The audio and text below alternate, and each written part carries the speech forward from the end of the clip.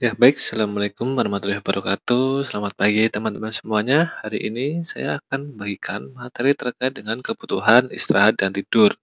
Kita tahu bahwa kita sebagai manusia itu butuh yang namanya kebutuhan istirahat dan tidur.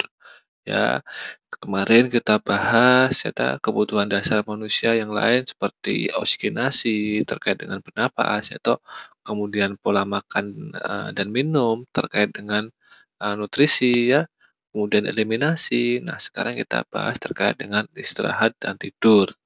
Nah, baik teman-teman, nanti untuk absensi silakan teman-teman juga membuat resume kemudian dikirimkan melalui Google Drive yang nanti akan saya kirimkan ke grup ya. Nah, untuk kemampuan akhir yang diharapkan, nanti teman-teman bisa menguasai teknik, prinsip, dan prosedur dalam pelaksanaan asuhan ataupun praktek perawatan yang dilakukan secara mandiri atau berkelompok ketika nanti teman-teman mendapatkan pasien yang mengalami gangguan istirahat dan tidur. Kemudian terkait dengan spesifiknya, teman-teman bisa memahami terkait dengan teknik, prinsip, dan prosedur dalam memenuhi kebutuhan istirahat dan tidur pasien, ya. Kemudian teman-teman mampu memahami tentang pengertian istirahat dan tidur, teman-teman memahami terkait faktor apa saja yang mempengaruhi istirahat dan tidur, ya. Kemudian teman-teman tahu berapa jam sih kebutuhan kita untuk istirahat dan tidur ya, dari anak-anak sampai lansia itu kebutuhan tidurnya itu kira-kira berapa jam sih yang baik ya, yang bagus itu berapa jam ya. Kemudian, teman-teman memahami terkait dengan konsep tidur ya toh, kemudian memahami tentang gangguan istirahat dan tidur, dan teman-teman mampu memahami faktor ya ataupun gangguan, apabila terjadi, kekurangan istirahat dan tidur. Jadi, misalkan kita mengalami gangguan istirahat dan tidur itu nanti efeknya kemana saja sih atau apa saja sih? Nah, nanti teman-teman akan belajar di sini, begitu ya. Terkait dengan istirahat dan tidur, di sini ada penjelasannya ya. Kalau istirahat itu merupakan suatu kondisi yang tenang, kemudian, rileks tanpa adanya stres emosional, kemudian bebas dari kecemasan. Jadi, kalau istirahat itu rileks ya, tidak ada stresor, tidak ada beban ya, kemudian bebas dari kecemasan ya. Tapi istirahat di sini tidak berarti tidak melakukan sesuatu atau tidak melakukan aktivitas.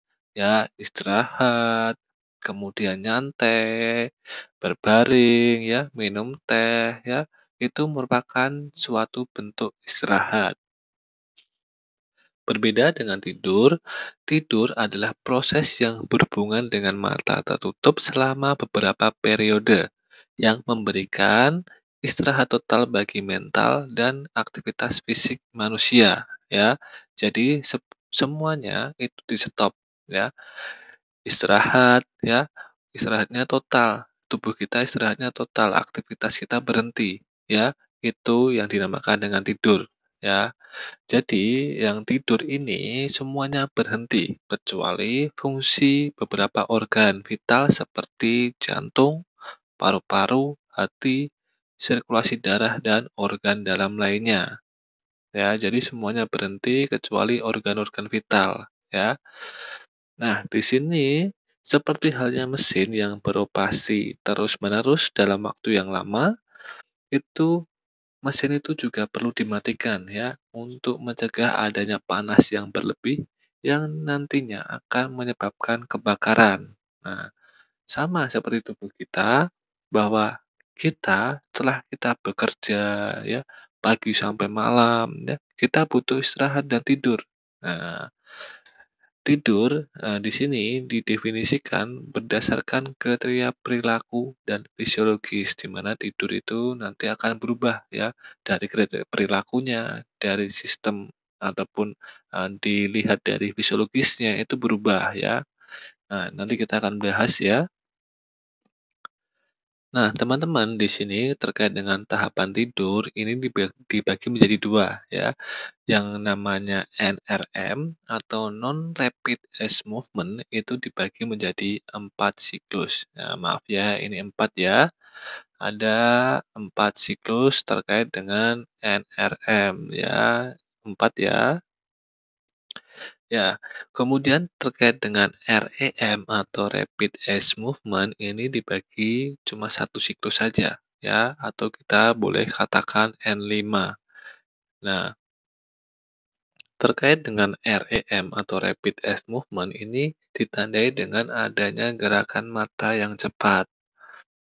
Nah, jadi kalau NRM ini dibagi menjadi 4 ya, tapi kalau REM itu dibagi menjadi satu saja atau satu siklus saja. Ya, biasanya kalau kita tidur itu kita mulai dari N1 dulu, kemudian N2, N3, N4, kemudian N5. Nah, nanti tidur kita akan kembali ke N1 kembali, ya, kemudian sampai ke 5, kemudian berlanjut lagi ke N1 lagi. Nah, jadi tidur kita tuh cuma muter-muter saja. Ya, nanti lebih jelasnya kita akan bahas di belakang, begitu ya. Nah, di sini teman-teman bisa lihat bahwa di sini ada siklus tidur. Ya, seperti yang saya katakan tadi bahwa tidur kita itu berputar ya dari fase NRM, kemudian REM, kemudian dia kembali lagi ke fase NRM. Begitu ya. Nah, kita bahas dulu yang NRM ya atau non rapid eye movement yang satu dulu ya. Jadi di sini ada N1, N2, N3, N4 dan REM yang N5. Ya, kalau N1 itu biasanya ditandai kondisi pasiennya itu antara sadar dan tidur ya, matanya tertutup tetapi masih mudah untuk bangun ya. Itu yang N1. Nah, setelah 5 sampai 15 menit, kita memasuki fase yang N2, di mana di sini detak jantung itu sudah mulai melambat, ya. Kemudian otak juga fungsinya menurun, ya. Kemudian detak jantung itu juga melambat, ya.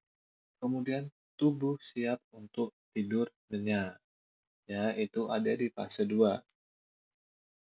Kemudian kita masuk ke fase NRM yang ketiga, ya. Ini fasenya tubuh sudah memulai untuk memperbaiki diri. Jadi energi yang tadi habis itu sudah mulai dicas ya. Kemudian sel-sel yang sudah istilahnya sudah mau apa diperbaiki. Nah, itu terjadi di fase 3. Kemudian terkait dengan fase 4 di sini suhu tubuh kita itu sudah mulai menurun, tekanan darah juga menurun, kemudian otot kita rileks, kemudian bola mata itu sudah berhenti bergerak. Ya, itu kita masuk ke fase 4.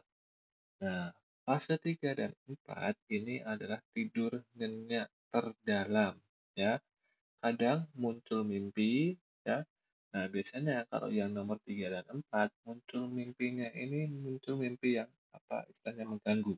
Ya, kadang mimpi buruk ya, itu nanti muncul di fase 3 dan 4 ya. NRM 3 dan 4 di sini ya. Kemudian pasien atau kita biasanya akan sulit dibangunkan. Nah, dan jika terbangun akan mengalami kebingungan beberapa saat itu ketika kita sudah masuk di fase 3 dan 4. Nah, butuh waktu 90 menit sejak merasa mengantuk kita baru masuk ke fase tahap REM atau Rapid Eye Movement. Di sini ditandai dengan gerakan mata yang sudah meningkat, kemudian denyut jantung, nafas, tekanan darah, dan temperatur suhu kita naik. Ya, kalau di fase 4 itu tekanan darah turun ya, kemudian suhunya sudah mulai turun ya, nafasnya turun ya. Tetapi kalau di REM yang kelima ini tekanan darah, kemudian denyut jantung, nafasnya itu justru akan meningkat ya. Tetapi untuk ototnya dia sudah turun, lebih rileks. Ya, di fase REM ini ototnya rileks. Ya, di sini hanya terjadi peningkatan pada fungsi otak, ya, jantung, ya, nafas, ya, semuanya meningkat, tetapi ototnya justru semakin menurun, ya. Nah, ini adalah fase atau siklus dari tidur. Nah, nanti kita akan bahas di belakang lagi ya, karena masih ada beberapa yang perlu saya jelaskan biar teman-teman bisa lebih memahami ya.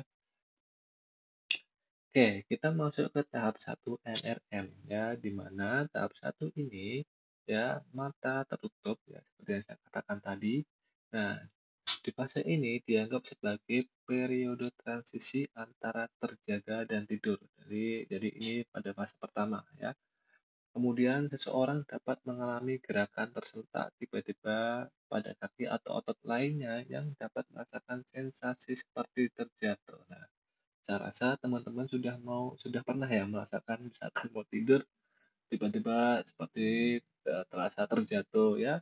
Itu baru ternyata teman-teman baru memasuki tahap 1 dari NRM ya. Hal ini dikenal sebagai myoclonic hypnic ya. Itu adalah nama lain dari itu tadi sensasi seperti terjatuh. Nah, tahap ini dapat berlangsung sekitar 10 hingga 15 menit. Nah, dilihat dari fase atau secara fisiologisnya, pernapasannya pasien menjadi lebih dangkal ya, denyut jantung menjadi teratur, tekanan darah menurun ya. Pasien menunjukkan sedikit atau tidak ada gerakan tubuh. Kemudian seseorang dapat mudah terbangun pada tahap ini dan dapat menyangkal bahwa dirinya telah tidur. Ya, biasanya semakin bertambahnya usia itu juga akan mempengaruhi fase tidur, di mana biasanya fase ini untuk fase tahap 1 NRM itu akan semakin meningkat. Ya, jadi seringnya pasien itu kalau sudah usianya bertambah, lansia ya, di fase ini lebih tinggi atau lebih aktif ya. Kemudian kita masuk ke tahap 2 NRM ya, berlangsung selama 20 menit ya. Selama tahapan ini, gerakan mata itu berhenti ya, gelombang otak atau aktivitas otak itu semakin lambat atau menjadi lambat ya. Kemudian suhu tubuh itu menurun, detak jantung semuanya mulai melambat ya. Ini di fase 2 NRM. Kemudian tahap 2 NRM juga dikaitkan dengan penurunan relatif fisiologis tubuh. Jadi ada penurunan dari fisiologis tubuh.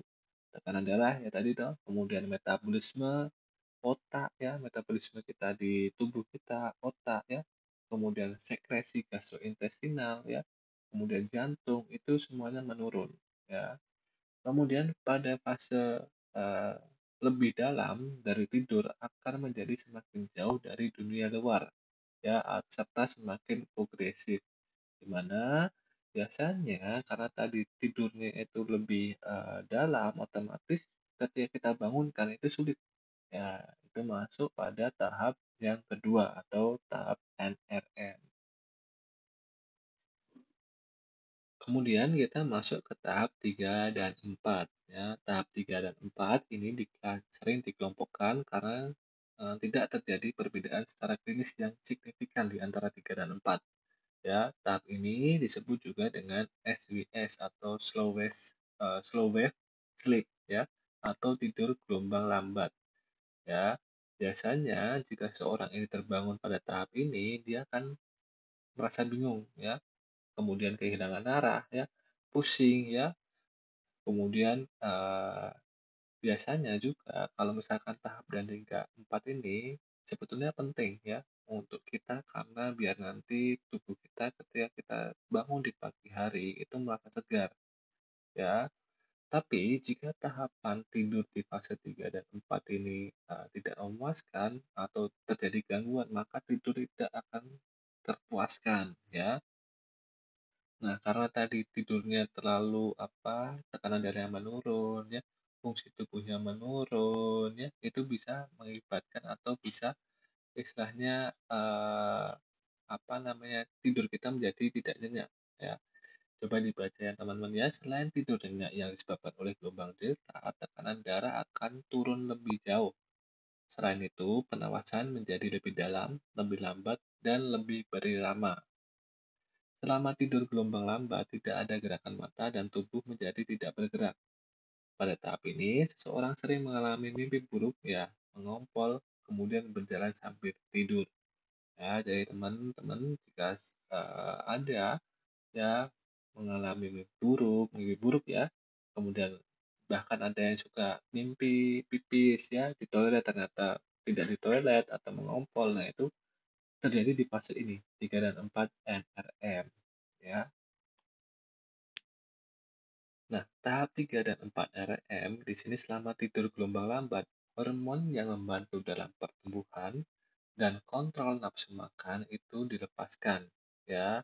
Jadi untuk hormon pertumbuhan dia membantu untuk mengisi kembali otot-otot atau zat-zat di otot yang tadi eh, telah digunakan ya. Atau pada fase pertumbuhan itu kan ada penambahan zat hormon. Nah, itu dimasukkan pada tahap 3 ini atau 3 dan 4 ini.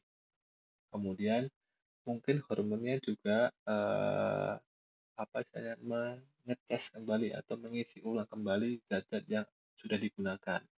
Kemudian jaringan yang telah dipakai selama hari itu. Kemudian terkait dengan hormon pengontrol nafsu makan itu dilepaskan untuk membantu membatasi perasaan lapar berlebih pada hari berikutnya. Ya, selain pelepasan hormon, pada tahap ini aliran darah ke otot berupa oksigen dan nutrisi akan meningkat ya, yang bertujuan untuk memulihkan tubuh. Ya, jadi 3-4 ini fase pemulihan ya. Tadi di siklus sudah saya jelaskan ya, di gambar ya, ada ya. Nah, di sini juga ada. Oke, kemudian baru kita memasuki tahap kelima atau tahap REM. Ya, di sini waktunya 90 hingga 120 menit pada orang dewasa. Ya, dimulai sejak merasa mengantuk ya.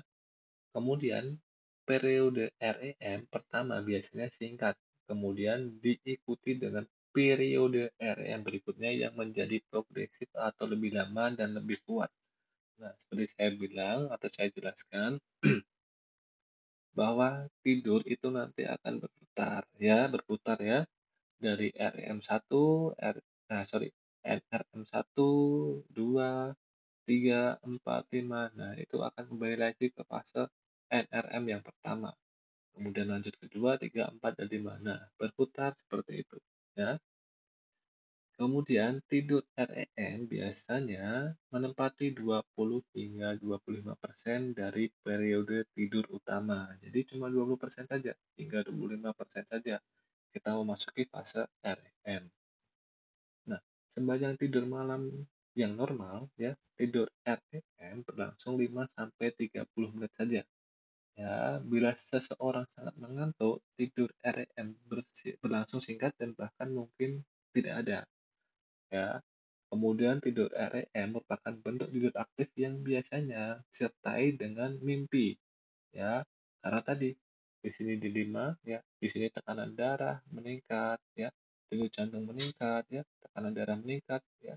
Kemudian eh, temperatur juga naik ya, kecuali ototnya. Nah, jadi di fase ini biasanya otaknya di sini lebih aktif di fase REM, tetapi otak aktif, tetapi terjadi penurunan di ototnya. Jadi ototnya semakin rileks ya.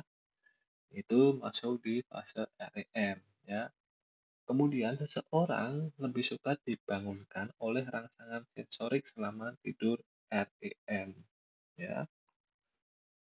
Nah, ini adalah terkait dengan tidur REM juga, di mana sekitar 80% mimpi ya terjadi selama tidur REM ya. Jadi 80% itu selalu mimpinya itu terjadi di fase REM ya. Dan 20% terjadi selama tidur NRM. Jadi semuanya sebagian besar itu kalau mimpi kita ada di REM ya. Kemudian lebih mudah mengingat mimpi REM daripada mimpi non-REM. Nah, kita tahu kalau kita sering kan mimpi, kadang kita lupa sama mimpinya apa, kemarin malam kemarin kita malam. Jadi kemarin malam kita lupa mimpinya apa ya. Nah, itu mimpinya ternyata di fase baru NRM. Jadi sering terlupa mimpinya. Tetapi kalau mimpi yang di REM itu biasanya gampang diingat. Oh, kemarin saya mimpinya ini ya. Jadi fase tidurnya bagus ya kalau misalkan tidur bisa sampai fase REM. Kemudian tidur REM sangat penting ya dikarenakan tidur REM itu melancarkan aliran darah ke otak ya, kemudian meningkatkan aktivitas korteks dan konsumsi oksigen serta meningkatkan pengeluaran epinefrin ya. Jadi kita tahu bahwa epinefrin adalah hormon terkait dengan kebahagiaan ya atau kesenangan ya. Kita happy ya, kita senang ya itu nanti hormonnya akan keluar ya. Nah, biasanya tadi sudah saya jelaskan juga di siklus tidur tadi bahwa di situ ada peningkatan tekanan darah ya, peningkatan nadi, pernafasan atau RR. Nah, di sini karena terjadi peningkatan seperti ini otomatis tekanan darahnya atau aliran darahnya kita dari jantung menuju otak itu semakin bagus ya. Kenapa di sini aliran darahnya ke otak bagus ya? Kemudian meningkatkan aktivitas korteks, jadi otaknya lebih aktif ya di fase REM. Ya, kemudian suplai oksigennya ke seluruh tubuh juga bagus karena tadi kita lihat sirkulasi udaranya atau maaf, aliran darahnya itu juga bagus ya di sini ya. Kemudian pada tidur REM otak menjadi sangat aktif dan metabolisme di seluruh otak meningkat sebanyak 20% ya. Jadi kalau REM itu justru akan meningkat di fase di aktivitas otaknya ya.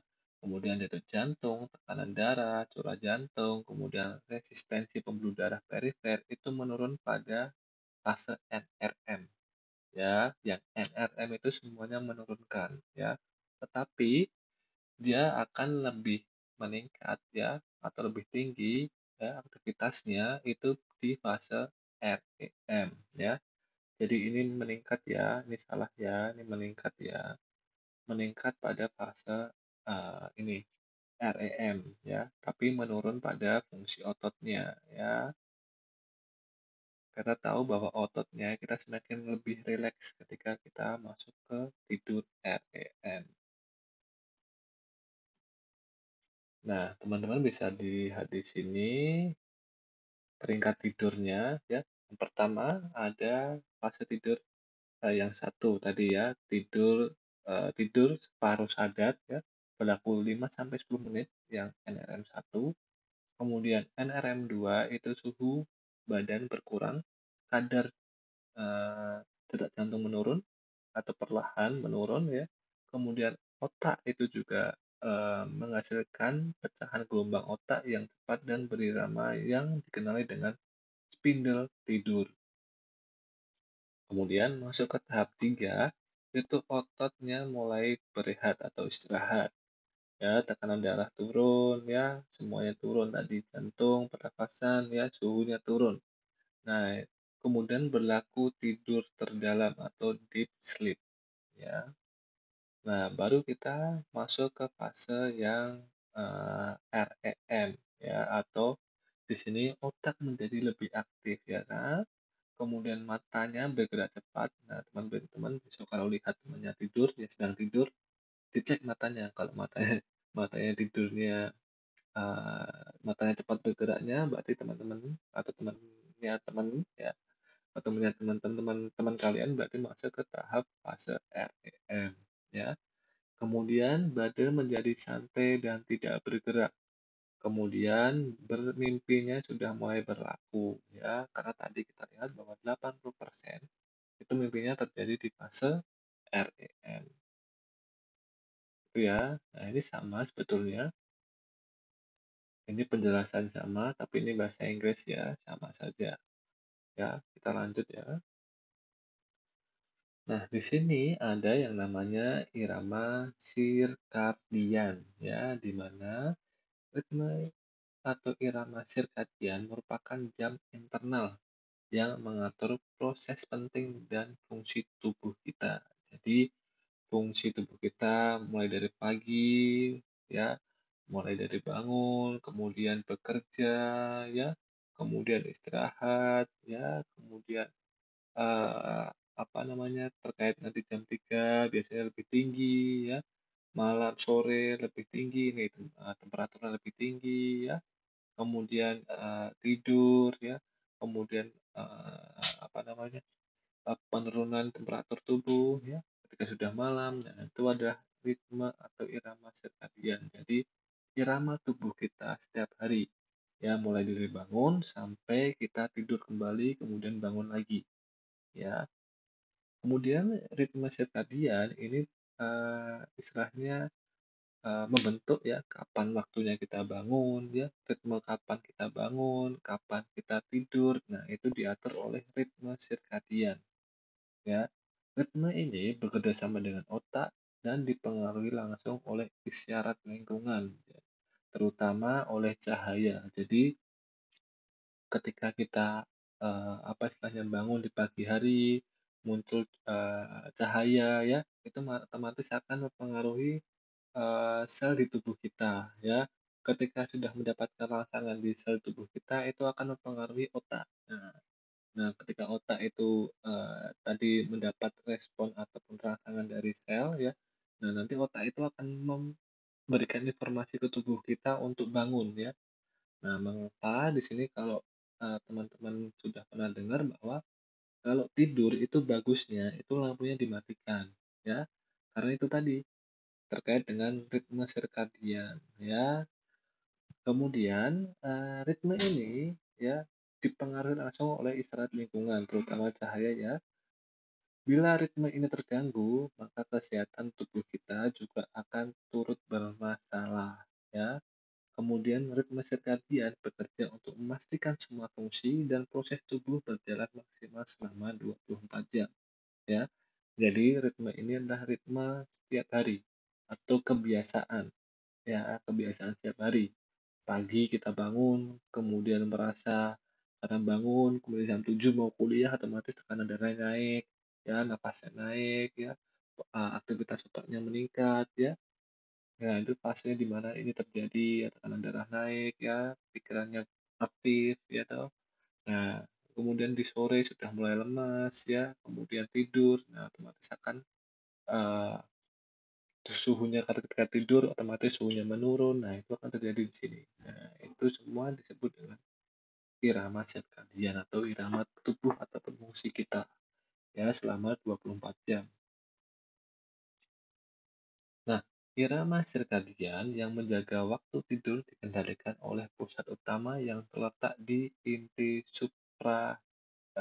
suprahismatik, ya, dari hipotalamus, ya. Kemudian substrat neuroanatomi dari tidur non RMM, NRM terutama terletak pada di nukleus preoptik ventrolateral, ya, di hipotalamus, ya. Dan tidur REM itu terletak di pons, ya. Jadi teman-teman besok kalau belajar anatomi otak, nah dilihat, ya, hipotalamus kan di sini nih. Nih, ya, di sini ya hipotalamus, ya. Nah, di sini adalah kalau terkait dengan suprahismatik itu ada di sini. Ya, teman-teman bisa lihat, ya. Kemudian kalau pons itu ada di sini. Nah, jadi bedanya ada di situ, ya, terkait dengan pengendalian pusat utama, ya. Jadi kalau yang fase non RM atau yang non apa namanya REM, ya, itu nanti ada di sini, ya. Kemudian kalau yang pons itu ada di yang REM itu ada di pons yang letaknya ada di sini, gitu, ya. Oke, kemudian kita lanjut faktor-faktor apa saja yang mempengaruhi tidur. Yang pertama tentu saja nutrisi, ya, atau makanan. Nah, teman-teman sudah bisa dipahami, teman-teman juga pasti sudah merasakan ketika tidur dalam keadaan lapar itu otomatis tidak bisa tidur, ya. gelisah ya karena lapar. Nah, itu. Ini adalah faktor yang mempengaruhi pola tidur ataupun tidur ya, lapar, kemudian nutrisinya bagus apa enggak ya. Apa yang kita makan tuh kandungannya bagus apa enggak ya, nutrisinya ya. Semuanya nanti akan bergantung akan berpengaruh terhadap tidur. Kemudian mood ya atau perasaan kita ya. Kemudian lingkungan juga, lingkungan yang nyaman, otomatis buat tidur enak ya kan. Apalagi berbeda kalau misalkan tidurnya di bawah, eee, bukan di bawah, di pinggir jalan raya yang kita tahu jalan rayanya padat ya, itu pasti akan sulit tidur ya. Lingkungan yang nyaman, udara yang bersih, yang tenang ya, kemudian, apa namanya, bersih, nah itu semuanya itu nanti akan berpengaruh terkait dengan tidur. Kemudian di sini ada stres. Nah, kita tahu mungkin teman-teman juga sudah merasakan bahwa kalau lagi stres atau lagi banyak masalah, ya otomatis juga akan mempengaruhi pola tidur kita ya kan. Susah buat tidur, kepikiran terus terkait dengan masalah. Nah, kemudian terkait dengan penyakit, panas. Ya, panas kan kalau misalkan kita lagi demam, ya itu pasti akan mengalami susah tidur. Ya, karena badan kita misalkan menggigil ya, tidak enak buat tidur, ya, tidur kemudian, apa namanya, tidak apa namanya, tidak nyenyak. Nah, kemudian di sini ada alkohol. Ya, kita tahu bahwa alkohol itu juga mempengaruhi pola tidur, ya kita tahu bahwa ya tidak perlu dijelaskan lagi ya bahwa kalau misalkan orang mabuk ya otomatis dia nggak bisa tidur, ya. Oke, kemudian stresor pekerjaan sama seperti ini, stresor ya, pikirannya banyak ya, kemudian ya pasti susah buat tidur. Kemudian ada obat-obatan, ya, kadang ada obat-obatan yang mempengaruhi siklus tidur dari pasien ya. Kadang obat-obatan untuk meningkatkan tekanan darah itu juga dapat mempengaruhi apa namanya, pola tidur pasien ya. Pasien merasa deg-degan, tekanan darah ya kan. Kemudian atau justru pasiennya mengalami, obat-obatan yang justru efeknya itu menurunkan tekanan darah, ya pasiennya jadi lemas, ya. Itu juga mempengaruhi pola tidur, ya. Nah, di sini, teman-teman bisa dilihat di sini teman-teman bisa memahami terkait, waktu istirahat yang baik atau tidur yang baik, bagi, apa namanya, bagi manusia atau makhluk hidup ya. Di sini kita lihat atau bagi kita ya. Jadi usia 0 sampai 1 tahun ya, itu kebutuhan tidurnya 14 sampai 18 jam ya. Kemudian kalau kita berarti ya 15 sampai 40 tahun ya, berarti kita masa muda sama ya, teman-teman sama saya waktu tidurnya sama ya 7 sampai 8 jam per hari ya. Kemudian semakin meningkat atau semakin usia kita semakin lebih tua atau lebih dewasa tua, itu biasanya tidurnya lebih singkat, 6 sampai 6 jam per hari saja, itu sudah cukup ya. Nah, di sini ya, begitu ya, bisa di-screenshot, bisa dicatat boleh. Nah, di sini faktor gangguan saat istirahat dan tidur. Nah, kita tahu penyakitnya biasanya ada faktor-faktor aja, faktor-faktor apa saja yang menjadi gangguan saat istirahat dan tidur. Nah, di sini ada gangguan insomnia, ya, gangguan yang menyebabkan penderitanya sulit tidur atau tidak cukup tidur meski terdapat cukup waktu untuk dapat tidur. Ya, itu yang namanya insomnia. Kemudian kalau hipersomnia itu adalah rasa kantuk yang berlebih di siang hari. Ya, besok teman-teman lihat, ya lihat-lihat teman-temannya itu yang di kelas. Kalau misalkan waktu kuliah dia ngantuk, ya otomatis dia mengalami hipersomnia, di mana dia mengalami rasa kantuk yang berlebih di siang hari meskipun telah tidur cukup pada malam sebelumnya ya. Hipersomnia bukanlah suatu penyakit melainkan gejala yang disebabkan oleh kondisi tertentu ya. Misalkan hujan ya toh, kemudian udaranya enak, dingin, nah otomatis ngantuk di siang hari. atau kadang kuliahnya bosen, ya ngantuk ya. Oke, kemudian ada parasomnia, di mana di sini gangguan kualitas tidur karena adanya episode abnormal saat tidur. Ya, di sini dijelaskan bahwa episode abnormal yang dimaksud adalah seperti berjalan saat tidur. Ya, jadi ada yang pernah dengar kalau atau justru pernah mengalami kalau tidur sambil jalan, ya toh. Kemudian mimpi buruk, ya, kemudian paralisis, ya, atau yang dalam istilah asing disebut dengan ketindihan, ya. Ini adalah penyakit ataupun gangguan terkait yang dinamakan dengan parasomnia. Ya, di sini ada sleepwalking, sama saja ya. Kemudian nightmare, kemudian tidur ya di malam hari, terus kemudian yang ini terkait dengan teror di waktu malam ya. Kemudian terkait dengan narkolepsi, ya, di mana di sini ada gangguan saraf yang menyebabkan rasa kantuk berlebih di siang hari. Ya, sama seperti hipersomnia, ya. Tapi kondisi ini bisa membuat penderitanya tertidur secara tiba-tiba tanpa mengenal waktu dan tempat.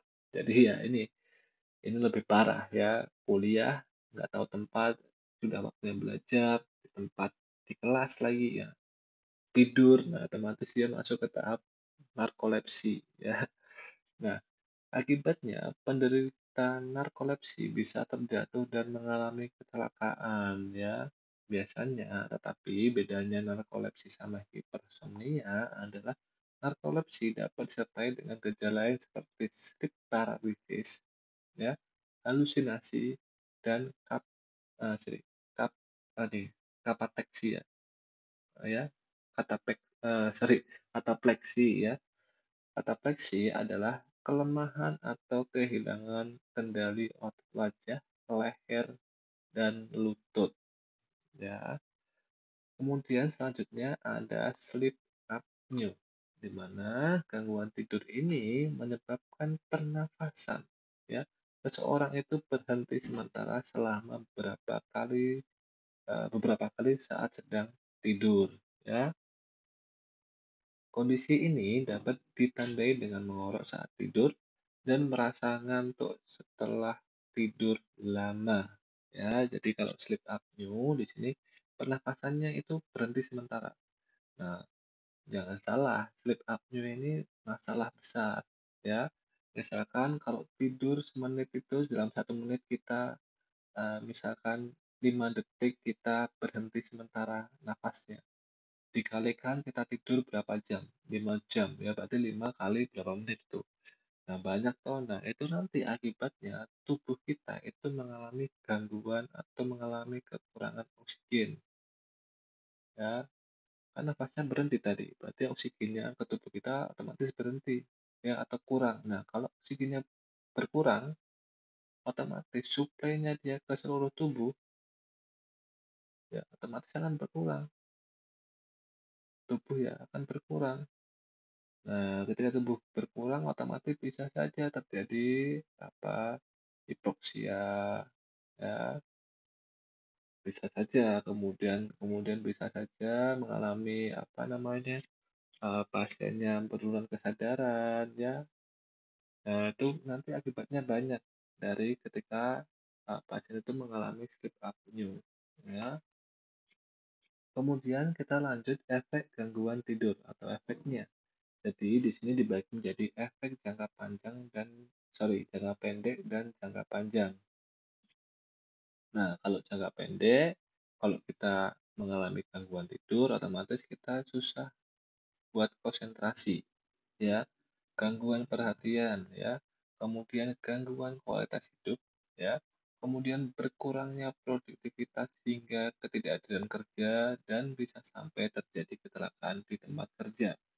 Ya, misalkan kita nggak tidur di malam harinya, kemudian di paginya otomatis kita merasa ngantuk. Ya, kalau ngantuk nanti akibatnya ini kecelakaan di tempat kerja, di rumah atau di jalan. Nah, ini efeknya jangka pendeknya ya. Tapi kalau jangka panjangnya itu bisa meningkatkan morbiditas sama mortalitas. Nah, Morbiditas ini adalah artinya adalah kesakitan, kesakitan ya. Tapi kalau yang mortalitas itu adalah kematian. Ya, jadi kalau jangka panjangnya terkait dengan morbiditas itu otomatis karena tadi susah atau sulit tidur, otomatis fungsi tubuhnya itu otomatis akan terganggu. Fungsi tubuh terganggu. Nah, otomatis kalau fungsinya tubuh terganggu, ya otomatis nanti akan menyebabkan penyakit. Eh, Nah, di sini yang disebut dengan angka kesakitan atau angka yang menyebabkan adanya suatu penyakit. Ya, tapi kalau kematian, yaitu otomatis resikonya meningkatkan kematian. Ya, oke. Kemudian akibatnya meningkatkan kecelakaan mobil, motor, ya. Kemudian juga penyakit arteri koroner, gagal jantung, ya.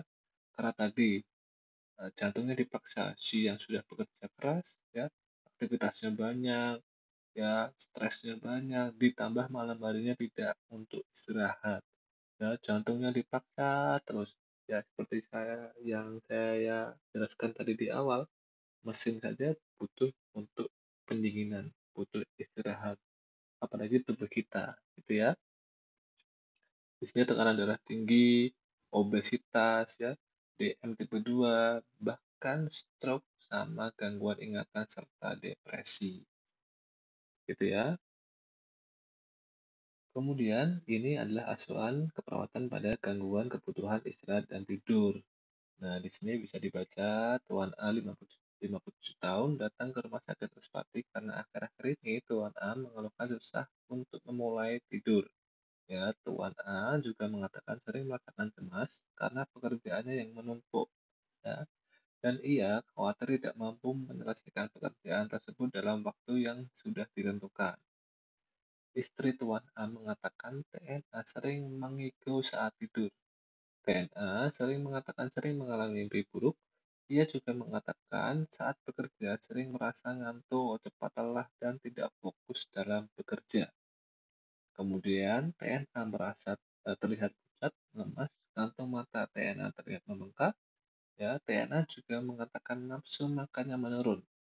Di saat makan, TNA mengeluh cepat kenyang, dan berat badannya itu menurun yang semula 70 menjadi 65 kg saat dilakukan pengkajian. Suhunya 37,5 derajat Celcius, RR-nya 26 kali per menit, ya tinggi ya.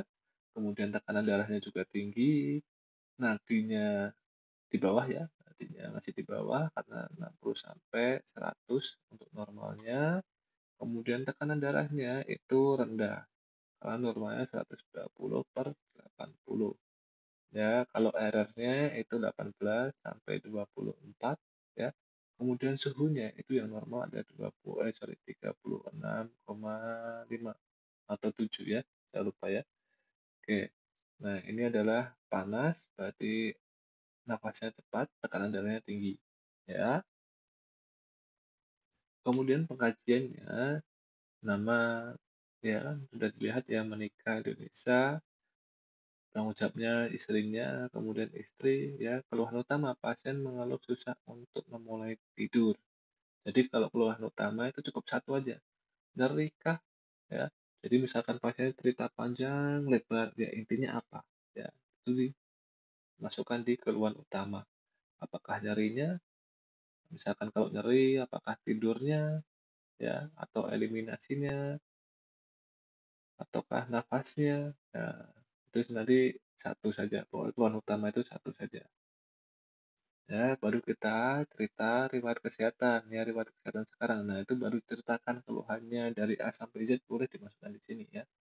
Misalkan TNA mengeluh susah untuk mulai tidur, kemudian TNA juga mengatakan sering mengigau pada saat tidur, ia juga mengatakan sering mimpi buruk saat bekerja, sering merasa ngantuk, cepat lelah dan tidak fokus dalam bekerja.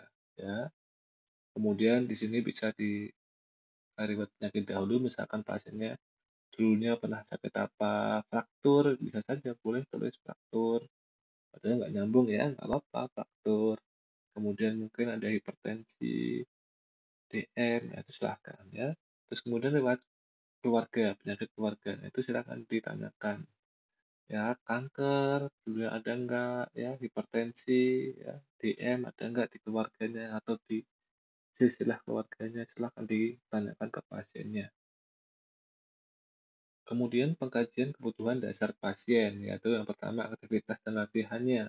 Di sini sebelum sakit, pasien mengatakan bisa melakukan aktivitas seperti biasa, tapi selama sakit, TNA tidak bisa melakukan aktivitas seperti biasanya. Di antaranya sering tidak fokus saat bekerja dan merasa ngantuk saat bekerja. Ya, kemudian tidur dan istirahat, pasien mengatakan tidak mengalami kesulitan untuk memulai tidur, ya, sebelum sakit ya.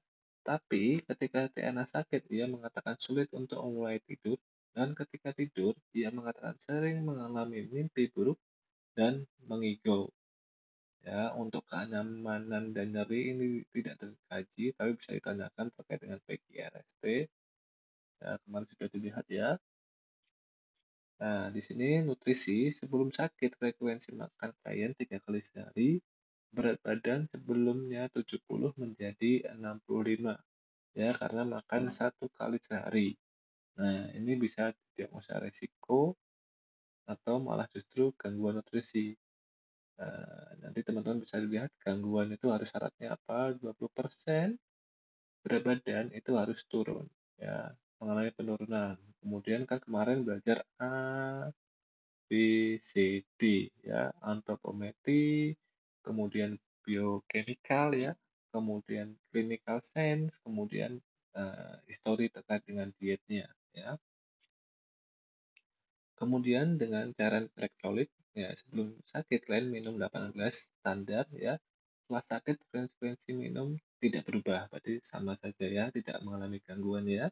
Tapi perlu dicek labnya karena lab itu kan terkait dengan elektrolit asam basa kan merujuknya bukan terkait dengan minumnya ya, tapi hasil labnya ya terkait dengan elektrolitnya bagaimana ya. Kemudian HCO, apa tuh, H2O-nya, sorry maaf saya lupa ya, ada asam basanya ya, PCO2 ya, O2-nya. Nah, itu silakan dicek ya terkait dengan cairan dan elektrolit. Kadang perlu dilakukan labnya ya, tidak hanya minumnya saja sebetulnya ya. Kemudian oksigenasi ya, sebelum dan sudah mengalami insomnia, klien tidak mengalami gangguan sesak napas. Sebetulnya kalau kita lihat dari tadi terkait dengan oksigenasi, ada ya, tadi kita lihat tekanan darah, bukan errornya 26 ya. Ya pasti ada di sini. Berarti ini salah ya, berarti oksigenasinya berarti pasien mengalami sesak nafas ya, karena tadi errornya 26. Kemudian eliminasi itu tidak terjadi masalah.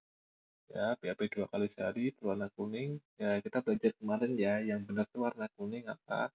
Warna coklat ya. Kuning itu karena apa? Coba ya, kuning itu karena gangguan tau kemarin merah, hitam ya, merah perdarahan. Berarti kalau kuning terkait dengan kelihatannya terkait dengan hormonnya ya. Kemudian ada yang putih, ada yang hijau ya. Nah, setelah sakit, klien mengatakan BAB 2 kali sehari, proses ke warna coklat. Berarti tidak ada masalah ya di sini ya. Kemudian eliminasi urin, kan mempunyai frekuensi berkemih 500 ya. Setelah sakit berkemih 300 cc. Dan warna urin kuning ya. Nah, kuningnya kuning apa? Kuning pekat atau apa ya? Kemarin kita juga belajar mengenai terkait dengan warna urin dari yang bening, yang putih bening sampai orange ya, kuningnya kuning orange ya, atau justru ada merahnya atau ada darahnya ya. Kemudian terkait dengan sensori persepsi dan kognitif, di mana di sini melakukan pengkajian terkait pengkajian klien tidak mengalami gangguan pada sensori persepsi maupun kognitif ya. Kemudian saat stres, terkait dengan coping dan toleransi stres, saat stres biasanya TNA menghirup udara segar dan tidak memikirkan hal yang dapat menimbulkan stres. Jadi tadi sebetulnya kalau di sini bisa dijelaskan ya, karena tadi stres ya, kemudian terkait dengan pekerjaan tadi, eh, pekerjaan ya, pekerjaan atau harus ada deadline, ya kan? Nah, itu bisa dijelaskan di sini nanti ya. Kemudian terkait dengan pemeriksaan fisiknya, di sini suhunya 37, 26, nadinya 50, tekanan darahnya rendah ya, dia tinggi badannya 170 ya. Kemudian kepala kita cek dari inspeksi palpasi ya. Inspeksi kita lihat adanya nggak memar atau enggak, warna kulit, sorry bukan, rambutnya bagaimana, nutrisinya, kan kita bisa lihat dari rambutnya. Kelihatannya kemarin sudah dilihat ya terkait dengan nutrisi ya. Rambutnya berwarna apa, kecoklatan atau seperti apa, atau kehitaman ya. Silakan dicek, itu yang menunjukkan adanya gangguan nutrisi ya. Kalau nutrisi berarti berwarnanya apa? Coklat ya, kalau hitam berarti bagus ya.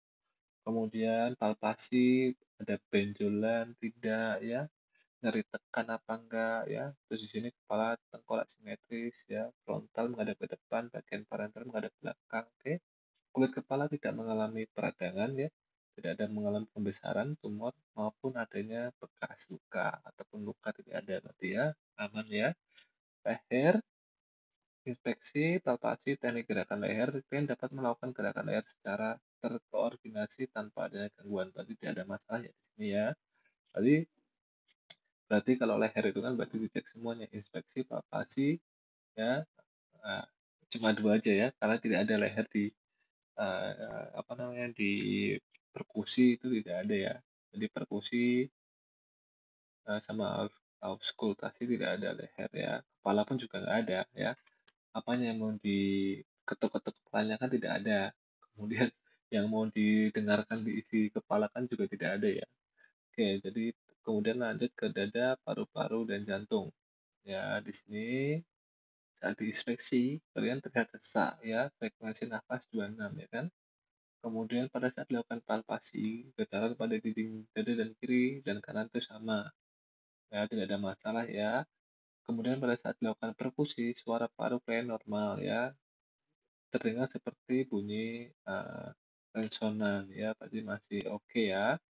Cuma tadi sesak nafas saja ya, mungkin karena stresnya juga bisa kita lihat ya.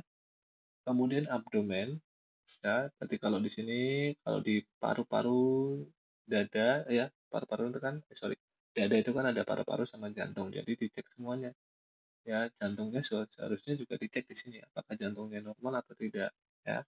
Sama juga ceknya adalah inspeksi, inspeksi, kemudian palpasi ya, kemudian perkusi, kemudian auskultasi ya. Kemudian abdomen juga sama. Kalau abdomen itu tahapannya inspeksi dulu, kemudian perkusi ya. Sorry, bukan perkusi, auskultasi dulu, inspeksi, auskultasi, baru habis itu dilakukan palpasi, baru perkusi ya. Oke, jadi terbalik ya. Jadi kalau yang eh, paru sama abdomen itu terbalik. Ya, inspeksi baru auskultasi dulu. Baru lakukan palpasi, kemudian lakukan perkusi. Gitu ya. Nah, di sini tidak ada abdomennya normal, ya inspeksi tidak ada pembengkakan, simetris, auskultasi terdengar bising usus secara normal ya, terdengar 10 kali per menit ya. Berarti oke ya. Kemudian terkait dengan psikologi, sosio budaya dan spiritual, di sini pasien mengatakan takut pingsan apabila sedang melakukan pekerjaan ya, karena tadi kecapean ya psikologinya. Kemudian sosialnya, kalian berkomunikasi dengan bahasa Jawa, bahasa Indonesia, nada bicara kayak sopan ya, seharusnya kalau di sosial itu bisa saja terkait dengan aktivitas sehari-hari gimana, karena tadi mengalami gangguan tidur, otomatis dia kalau keadaan sosialnya gimana, kalau orang normal kan keadaan sosialnya kan komunikasinya bagus nih ya. Kalau yang tadi kalau misalkan merasa ngantuk, otomatis kan mengganggu juga terkait dengan sosialnya, diajak ngomong sama temennya, diajak komunikasi nggak nyambung, nanti jangan-jangan ya dicek ya. Kemudian budaya, di sini pasien mengatakan sebelumnya sering bergadang bersama orang di kampung sampai larut pagi. Nah ini.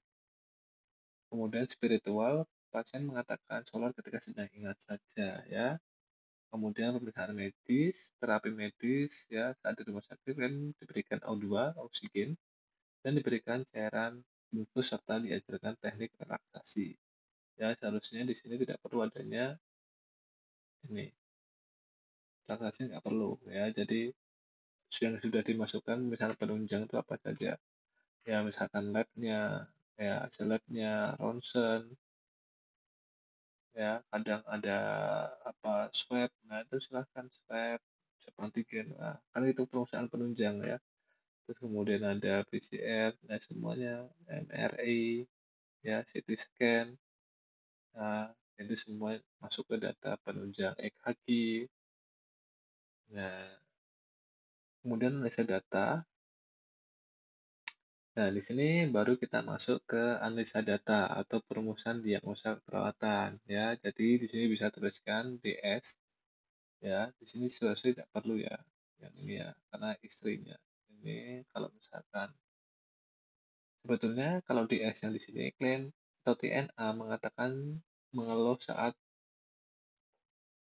mengeluh susah untuk memulai tidur. Yaitu dijadikan satu aja sama diagnosa ini. Jadi bisa dikatakan nyonya atau istrinya TNA itu mengatakan bahwa TNA itu susah tidur dan untuk memulai untuk tidur. Nah, terus kemudian TNA juga mengatakan sering merasakan cemas ya karena pekerjaannya yang menumpuk ya, khawatir ya. Kemudian TNA terlihat pucat, lemas, kantung mata tidak kemudian kantung matanya ya, kemudian terlihat kantung matanya membengkak ya. Kemudian justru ada juga yang ada seperti mata panda ya. Panda ya itu kan lingkarannya hitam di area matanya di bawah mata itu menghitam. Nah, itu masuk ke gangguan biasanya terkait dengan tidur ya. Nah, dari sini karena tadi didapatkan data DO dan DS. Nah, di sini untuk data DO ini bisa dituliskan lagi tekanan darah boleh, nantinya ditulis di sini boleh ya. Nanti RR boleh ya, pemisahan labnya ya, hasil labnya ya. Nah, kemudian untuk etiologinya kita tahu bahwa pasiennya itu bukan karena penyakit ya, gangguan insomnia-nya atau sulit tidurnya itu bukan karena penyakit ya, karena tadi kecemasan atau ansietas. Jadi etiologi di sini adalah penyebab. Oke, kemudian ini diagnosanya. Problem itu diagnosa, etiologi itu penyebabnya. Jadi diagnosanya insomnia ini disebabkan karena apa sih? Ya, apakah penyakit? Nah, kalau penyakit atau enggak, nah dilihat nanti disesuaikan dengan SDKI-nya. Maka dari itu sering-sering baca SDKI ya.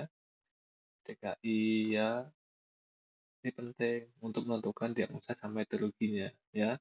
Kadang ada kalau kita sekarang kan ya kalau ini bisa saja di Nanda kan kita ada Nanda ada SDKI, tapi kita fokuskan ke SDKI ya tahun ini ya. Untuk teman-teman juga fokusnya ke sekarang ke SDKI.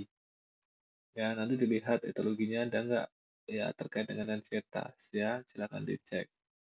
Kemudian yang usaha yang kedua itu istri TNA mengatakan TNA sering mengigo saat tidur, ya mimpi buruk, ya kemudian ngantuk cepat tidak fokus dalam bekerja, ya.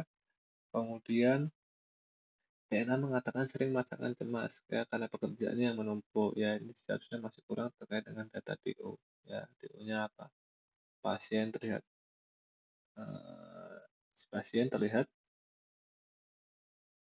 lemas boleh ya tekanan darah ya nantinya berapa lemas kalau lemas kan nantinya pasti lemah ya toh tekanan darahnya turun nah, itu akan dicek ya nah di sini diagnosanya ada deprivasi tidur sama yang berhubungan dengan pergeseran tahap tidur yang berkaitan dengan penuaan ya. Nah, ini silakan dicek. Nah, ini kelihatannya kalau di SDKI perlu dicek kembali ya terkait dengan ini diagnosa 2 ini ya. Atau justru ini juga silakan dicek dan disesuaikan dengan SDKI ya. Kemudian diagnosanya, cara penulisannya adalah ini ya, insomnia berhubungan dengan ansietas, deprivasi tidur berhubungan dengan pergeseran tahap tidur berkaitan dengan proses penuaan. Ya, seharusnya ini bukan proses penuaan, karena tadi kan masalahnya pasien bukan karena penuaan, ya kan? Karena tadi ada masalah, stresor, ya, stresor, karena ada stresor. pekerjaannya nggak selesai, belum selesai. Nah, itu silakan dicek lagi ke SDKI-nya. Ya, pasti ada di situ ya. Nanti kita bareng-bareng buka SDKI-nya ya. Kemudian intervensi, ya, intervensi di sini. Nah, seperti yang kemarin di konsep dasar perawatan ya kelihatannya mata kuliahnya bahwa saya belum menjelaskan ini ya. Nah, ini adalah terkait dengan eh, apa diagram dari hierarki dari Maslow. Jadi yang kita utamakan itu adalah kebutuhan fisiologis dulu, baru rasa aman, sosial, penghargaan, dan aktualisasi diri. Nah, jadi diagnosanya nanti teman-teman prioritaskan ya, keamanan ini nomor dua berarti dibandingkan dengan fisiologis. Ya, fisiologis itu yang utama dari makan ya, nafas, ya terkait dengan nutrisi, ya kemudian terkait dengan nyeri, nyeri di sini ya nyeri ya. Oke, terus kemudian di sini terkait dengan uh, apa nafas, istirahat, ya tekanan darah, ya fisiologis itu nanti masuk ke tahap satu. Jadi nanti untuk penentuan diagnosanya di sini itu silakan ditentukan dengan tadi hierarki dari Maslow, ya mana yang penting dulu, mana yang lebih penting dibandingkan yang lainnya, gitu ya. Nah, di sini ada diagnosanya insomnia berhubungan dengan ansietas. Kemudian di sini yang diagnosa yang kedua, tapi nanti perlu dicek kembali ya teman-teman ya. Terkait ini silakan dibuka saja SDKI-nya. Kemudian terkait dengan pola tidur itu apa saja diagnosanya yang muncul kira-kira di SDKI. Nah, nanti bisa disesuaikan dengan ini. Ya, ini SDKI-nya dari bukunya. Ini dari SLKI. Kemudian intervensi itu dari Psiki. Nah, makanya kemarin suruh beli 3 ya. Nah, SCKI nanti lihat di sini, kemudian SLKI-nya, atau standar luarannya ya. Ini salah, ini bukan diagnosa SDKI ya, ini bisa saja dari Nanda yang dulu. Ya, karena berbeda dari SDKI. Kalau SLKI itu nanti ada peringkat-peringkatnya. Ya, baik ya, udah dari nilai berapa menjadi berapa ya, itu akan dicek. Ya, yang penting di sini kalau SLKI itu sifatnya harus SMRT ya. Kalau di sini harus connect. Nah, itu sudah ini harus dihafalkan matang-matang ya, karena besok kalian buat askep seminggu satu askep ya silakan buat ini sesuai dengan ini. Ya, ini adalah ini SLKI adalah menggunakan Onex, Siki menggunakan sistem SMART. Sorry, SLKI menggunakan sistem SMART, gitu ya. Nah, berarti kalau di sini smart itu harus spesifik ya, dapat diukur ya, achievable ya, kemudian rasional sama time-nya harus jelas ya. Di sini harus ada smart ya, spesifik ya, atau tidurnya jam tidur bertambah. Nanti bertambah menjadi berapa? Harus spesifik berapa jam nambahnya ya. Pola tidur yang teratur itu yang seperti apa, kemudian kualitas tidur meningkat itu yang seperti apa, itu harus spesifik ya. Kemudian dapat diukur. Nah, silahkan nanti dicek. Kemudian mimpi buruk hilang ya. Pokoknya harus SMRT di sini ya. Nanti disesuaikan aja dengan SLKI yang teman-teman punya, begitu ya. Kemudian terkait dengan psiki itu nanti harus connect observasi, nursing, ya, edukasi, kemudian kolaborasi, ya, oh salah ya, connect ya, kolaborasi harus ada 4 ya, ONEC ya. Tapi kalau yang SLKI itu namanya OTEK ya, sama sebetulnya Onek sama Otek itu sama ya, jadi ini nursing, kalau bahasa Inggrisnya nursing, kalau di SLK itu namanya terapi ya, OTK. Nah, kalau di sini C itu namanya kolaborasi, kalau yang di SLCK itu K atau kolaborasi bahasa Indonesia sama bahasa Inggris, bedanya cuma itu ya. Nah, coba teman-teman lihat di sini instruksi pasien untuk memonitor pola tidur, berarti ini O ya, observasi, monitor, observasi, ya harus onek ya. Kemudian bantu pasien mengeliminasi stresor, berarti nursing ya, nursing atau T ya. Kemudian beri ya, memberikan, berarti kan nursing ini ya. kemudian aromaterapi berarti kan nursing ini ya kan. Ya, berarti O, N-nya sudah ada, nursingnya sudah ada, kemudian edukasinya sudah ada, C-nya atau K-nya kolaborasi dengan dokter ya, kolaborasi ya. Ini harus sama, ini harus O naik. Jadi O, kemudian mengajarkan nursing ya toh, memberikan nursing ya, kemudian edukasinya belum ada ya, edukasinya masih belum ada, di sini ada kolaborasi. Nah, begitu ya. Oke, kemudian implementasi itu merupakan pelaksanaan dari intervensi. Ya, jadi implementasi itu tadi, kalau misalkan ini dilakukan, misalkan nomor 1, nomor 3, nomor 5, ya, 7, kemudian 3. Nah, ini sudah dilakukan, itu nanti tulis di implementasi, karena sudah dilakukan. Ya, implementasi itu ada subjek dan objektif. Jadi respon ya, ada responnya ya. Nah, respon ini adalah respon ketika kita melakukan tindakan, misalkan kaji TTV ya. Seperti sudah saya jelaskan kemarin ya, silahkan dicek videonya saja yang kemarin begitu ya. Kemudian evaluasi, ini tahap ini merupakan tahap evaluasi dari proses intervensi dan implementasi. Ya, kalau evaluasi berarti harus SO, AP ya.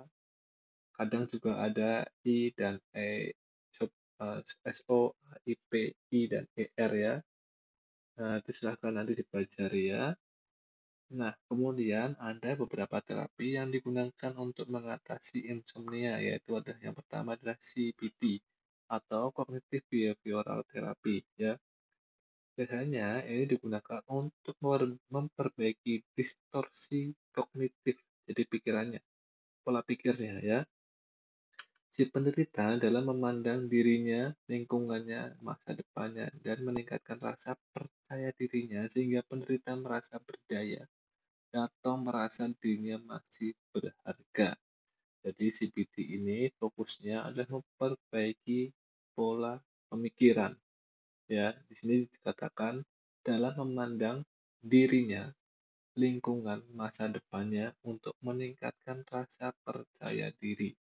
Ya, terkait dengan pola pikirnya ya. Kemudian sleep restriction therapy ya, digunakan untuk memperbaiki efisiensi tidur si penderita insomnia. Jadi kalau di sini, kalau insomnia itu kan biasanya terjadi di malam hari tuh. Jadi siangnya itu kadang tidur seharian, siang ya, malamnya terbangun. Nah itu silahkan dibalik atau pembatasan tidur ya. Jadi siangnya disuruh buat berjaga atau aktif atau melakukan aktivitas. Tidak boleh tidur ya, tidurnya di malam hari. Kemudian ada stimulus kontrol terapi di mana untuk mempertahankan waktu bangun pagi si penderita tidur pada siang hari ya, meski hanya sesaat. Jadi mempertahankan waktu tidur bangun pagi ya. Kemudian relaksasi terapi yang berguna si penderita agar rileks ya pada saat dihadapkan pada kondisi yang penuh ketegangan ya. Kalau misalkan tadi stresornya banyak, tegang ya toh, nggak bisa tidur. Nah, ini ada terapi relaksasi. Kemudian ada cognitive terapi yang berguna untuk mengidentifikasi sikap dan kepercayaan si penderita yang salah mengenai tidur. Kemudian ada imaginary training yang berguna untuk mengganti ya atau melatih pikiran ya atau memberikan pikiran si penderita yang tidak menyenangkan menjadi pikiran yang menyenangkan. Jadi uh, imaginary training ini adalah memberikan apa istilahnya bukan respon atau rangsangan ya, rangsangan kepada penderita, misalkan terjadi sesuatu yang di mata penderita itu buruk ya atau tidak menyenangkan, itu diubah pikirannya penderitanya ya, diubah menjadi hal yang menyenangkan. Yang awalnya pikiran tidak menyenangkan terkait sesuatu hal, nanti kita ubah pikirannya penderita itu menjadi hal yang menyenangkan terkait dengan masalahnya ya. Itu silahkan di apa namanya diberikan kepada pasiennya. Oke, mungkin itu saja terkait dengan materi yang dapat saya sampaikan. Kurang lebihnya saya mohon maaf. Assalamualaikum warahmatullahi wabarakatuh.